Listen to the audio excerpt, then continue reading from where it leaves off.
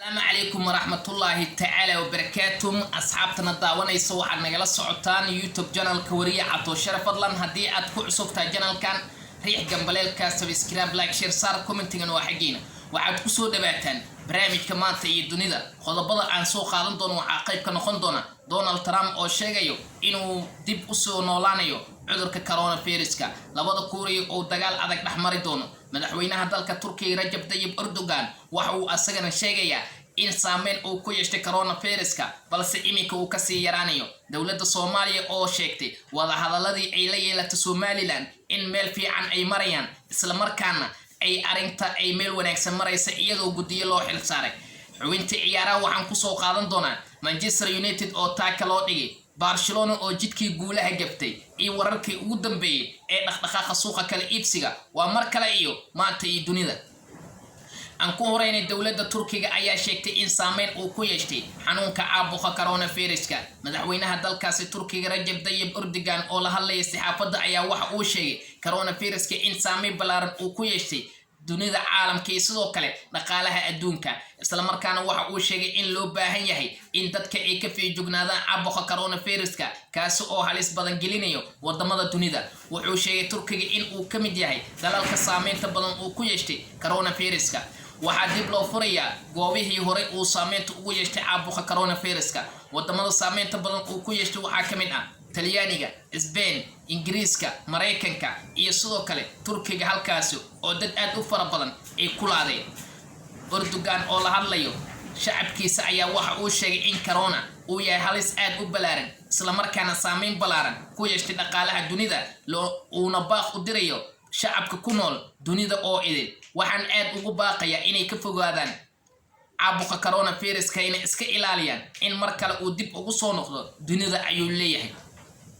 madaxweynaha dalka Mareykanka Donald Trump waxa uu sheegay in maalmihii u dambeeyay coronavirus uu farabaan ku hay dalkaasi Mareykanka asaga oo sidoo kale sheegay in dilkii ninkii madowga ah ee George Floyd ay saameyn badan ku yeeshay wadanka Mareykanka dhaqaalahana uu hoos u dhacay Mareykanka ayaa la filayaa in dhawaan uu doorasho gali doono iyadoo dad aad u fara badan ay maanka ku hayaan doorashada dalka Mareykanka sida ay noqon doonto madaxweyne Trump ayaa waxa uu walaac xoog ka muujiyay saameynta dhaqaalaha uu ku yeeshay caabuqa coronavirus-ka kaasi oo halis aad u ballaaran ku yeeshay caabuqaasi coronavirus-ka dhaqaalaha adduunka ganacsiga waxbarashada caafimaadka iyo sidoo kale isku socodka bulshada oo wadamo badan ay xirxiran yihiin waxaana la sheegayaa in iminka uu ka yaraado wadankaasi Mareykanka coronavirus-ka iyo sidoo kale wadanka Faransa oo asagana saameyn aad u ballaaran uu ku yeeshay xanuunkaasi caabuqa coronavirus ayaa waxa uu ahaa caabuq aad u ballaaran oo saameyn xoog ku yeeshay wadamada dunida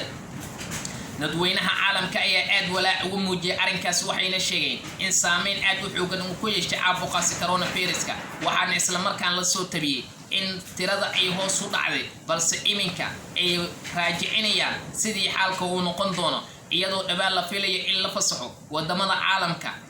dhanka kale intana dawladda Soomaaliya ayaa wada hadal la gashay dawladda ama maamul goboleedka Somaliland dawladda Soomaaliya ayaa wada hadalkaasi ay la yeelatay Somaliland waxay ku sheegeen in arrimo aad u fara badan ay ka soo baxeen madaxweynaha Somaliland Muuse Biixi Cabdi oo saxaafadda la hadlay ayaa waxa uu sheegay in arinkaasi ay aad ugu farxeen shacabka reer Soomaaliya iyo Somaliland wuxuu sidoo kale sheegay in loo baahan yahay in laga shaqeeyo wada hadalka Soomaaliya iyo Somaliland ayna wax walba ay ku dhamaan doonaan miiska wada xaajoodka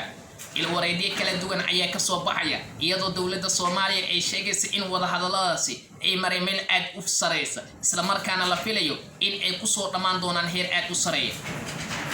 madaxweynaha dalka Mareykanka aan iraan madaxweynaha Kuuriyada Koonfureed iyo Kuuriyada Waqooyi ayaa waxa lagu soo waramayaa iyagana in dagaal uu isku hanjabaadayaan labadan Kuuriya ayaa waxa uu soo dhaxgalaya khilaaf aad u ballaaran saameyn ku yeeshay kara dhaqaalaha xubinta ciyaaraha hadii aynu eegno Manchester United ayaa xalay taaka kala kulantay kooxda kubadda cagta ee Tottenham Hotspur ciyaar aad u xiiso badan oo ka dhacday garoonka White Hart Lane ee kooxda Tottenham ayaa ku soo ilaatay barbaramin hal gool ah iyadoo Manchester United taakadaas ay kala kulantay kooxda kubadda cagta ee lagu magacaabo Tottenham Hotspur waxa ciyaartaasi ka hadlay taageero aad u fara badan ciyaaryahano hore u soo maray kooxda Manchester United kuwaas oo sheegay in ciyaartaasi ay ahayd mid aad u foolxun Barca iyadana barbaray gashay oo waxay barbara la gashay kooxda kubadda cagta ee Sevilla barnaamijkeeni maanta iyo dunida waa naga intaas asxaabay fadlan haddii aad ku cusubtahay channelkan riix gambaleelka subscribe like share sar commentiga iyo daawashadana waa xagiina inta aynu dib ku kulmi doono barnaamij kala mid ah waxaan idinka tagaynaa sidaas iyo nabadgelyo muuqaal dambe oo xiiso badan